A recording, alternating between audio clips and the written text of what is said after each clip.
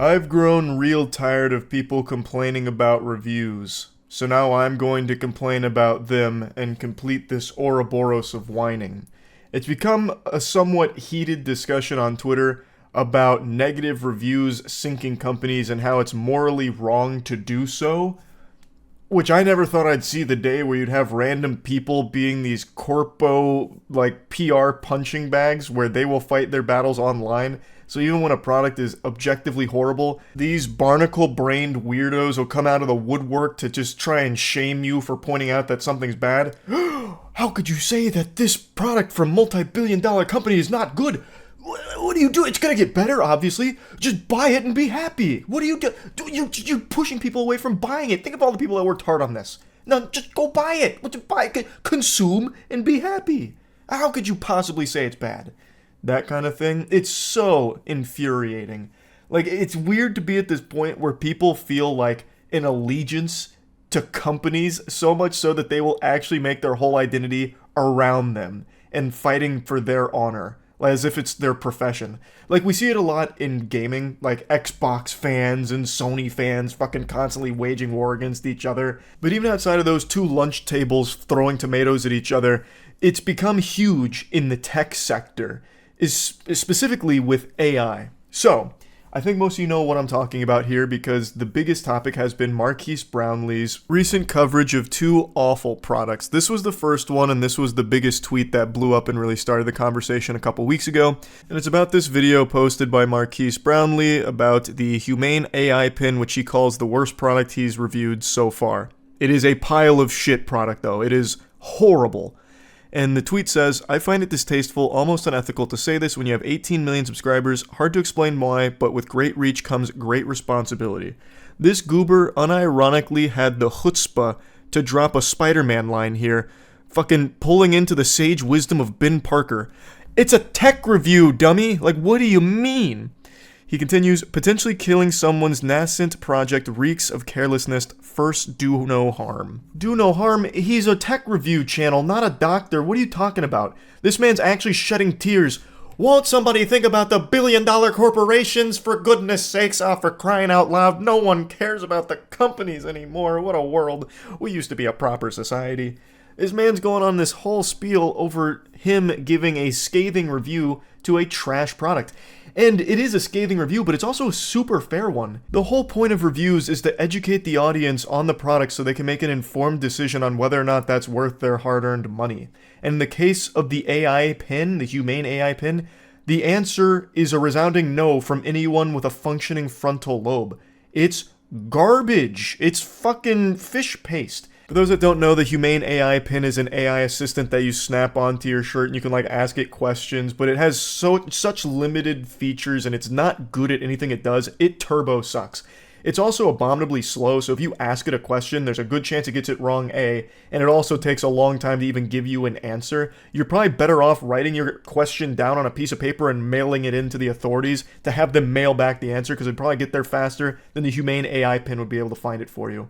It is just worthless. It's like if you slapped on Microsoft Clippy from the early 2000s, but at least Clippy had a fun personality and it was goofy to mess around with. This thing is just a $700 headache.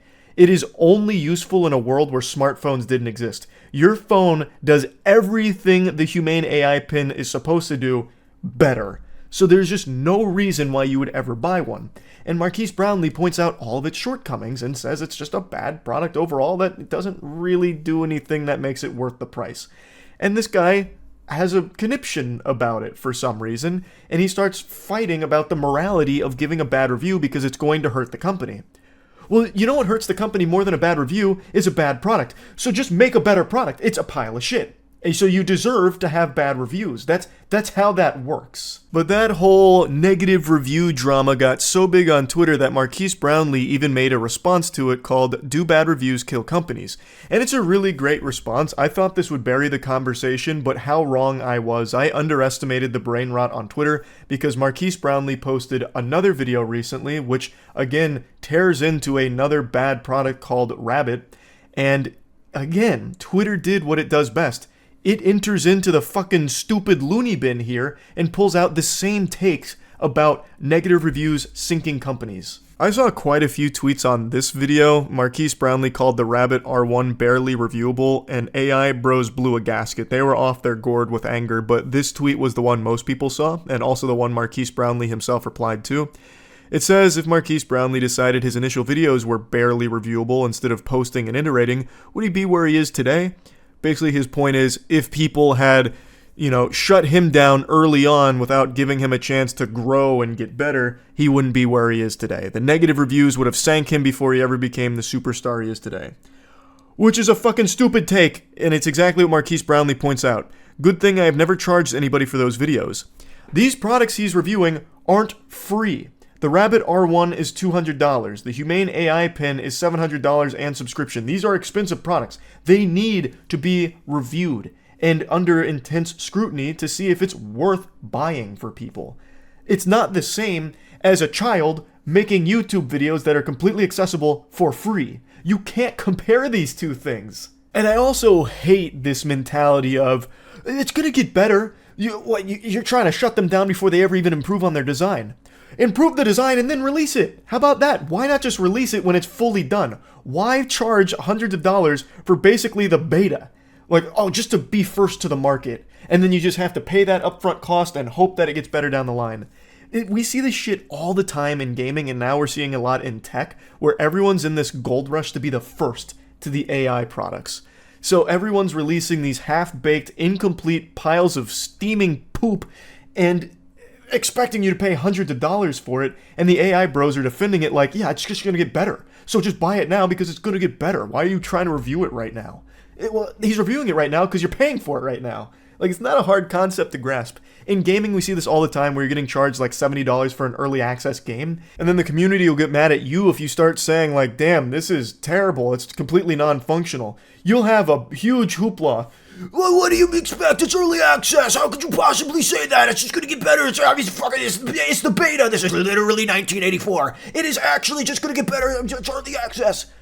I mean, you paid $70 for it. You have a complete right to say like, hey, this sucks. I can't play it. You paid money for it. It doesn't matter if it gets better down the line, maybe. It's not like you're paying $70 for this idea in the future. You paid $70 now.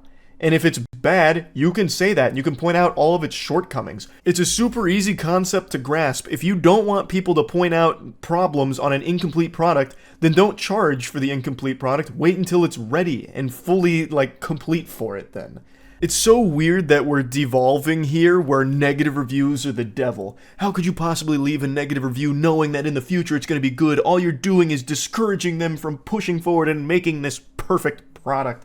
I can't believe you would do something like this, you cruel, soulless bastard. You didn't even stop to consider the feelings of the company when you said those hurtful things about their product.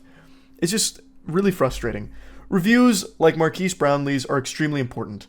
When you're dealing with things that cost hundreds of dollars from companies that are going to do their best to mislead you on the product, you need to know what the truth is. So having reviewers like Marquise Brownlee cut through all the bullshit and just give you the cold hard facts about everything is invaluable. I don't know why people would actually want a world where all you can say is the most mushy-gushy nice things about everything. It's only positive reviews.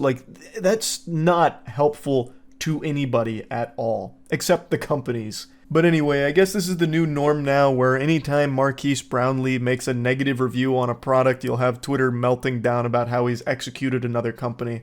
But the main thing that kills companies is bad products. So if you don't make something shitty, Marquise Brownlee won't be leaving a negative review on it. He's the most fair reviewer I've seen in quite a long time. So I think the best way to avoid this problem as a company would be to stop making dog shit. But yeah, anyway, I just wanted to rant about this a bit. That's it. So yeah.